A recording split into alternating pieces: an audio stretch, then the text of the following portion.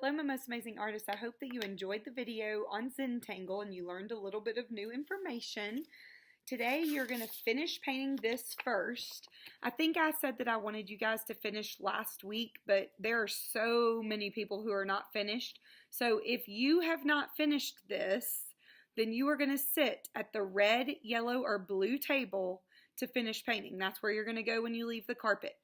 If you are finished with this, then you are going to go to the orange, green, or purple table, and you're either going to grab a bunny handout if you want to Zentangle on the bunny, or you can get a blank sheet of computer paper and you can draw anything that you want. It could be just a design, it could be, well, you saw the video, you can draw anything and then Zentangle in it, but I want you to use most of the space of your computer paper.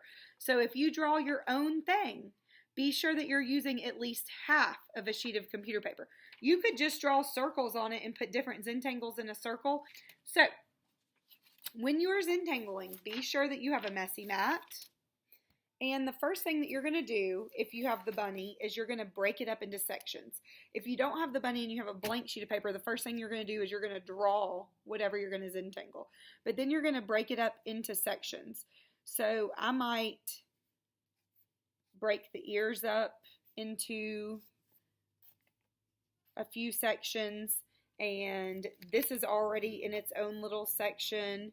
I might break up the cheek into its own little section like this. And since bunnies are symmetrical, the same on both sides, what I do over here, I'm doing over here, just to kind of make it make sense.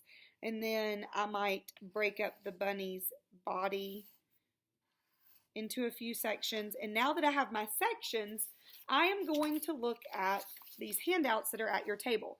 And really, Zentangling is just coming up with patterns in any kind of pattern that you can think of, but here are some that people have used, and you can copy these and try to recreate them on your picture, okay? A lot of them have colored in spots, so you've got to think about how did they create this with the white line and the black square. If you need to use a pencil first and then trace with your Sharpie, that's fine. Think about how they had to create this. It's like a checkerboard, and then they drew the circle at each of where the lines intersect. And then they colored in these two triangles. Then they put a dot in each square. So look at these and study them and think about how they made them. And then you can create your own. There are easy ones and there are difficult ones. This one right here is pretty easy. It's just like if you think of like fish scales with a dot where they intersect. Here's a pretty easy one at the top. So here's some swirls. Not too difficult. Fill it up with circles.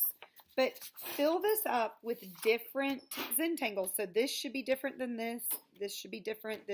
You're going to create all different Zentangles. And then you'll be done. We won't finish this today because we have so many people that need to finish painting. So you may finish, but I'm not expecting everyone in the class to finish. So finish painting. You should finish painting today. If you don't finish painting today, then you're way behind. Everyone should start Zentangling today. Have fun.